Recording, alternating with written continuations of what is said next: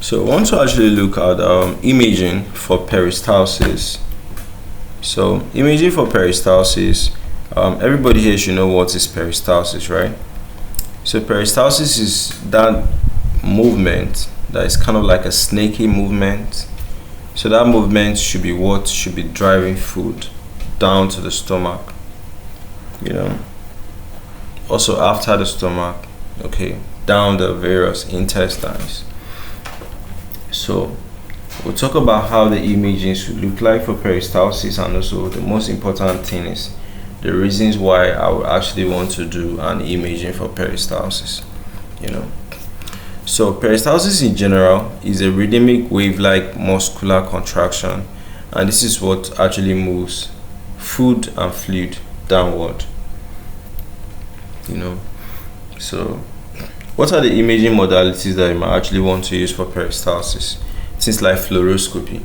So I think fluoroscopy is still X-ray, but just that it's a real-time X-ray.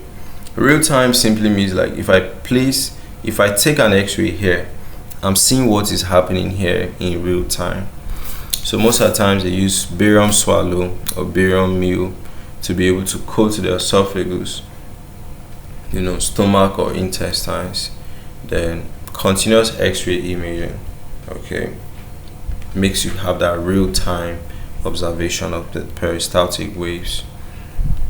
So barium studies, that's when you use all those barium swallow, barium meal, and small bowel follow through to be able to check it out. So ultrasound too can show peristaltic movement in the stomach and the intestines. So ultrasound, they're using that probe.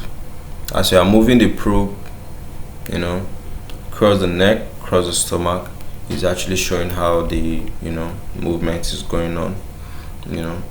Also MRI, the Cine-MRI, you have the MR enterography. It provides what dynamic imaging of the bowel motility.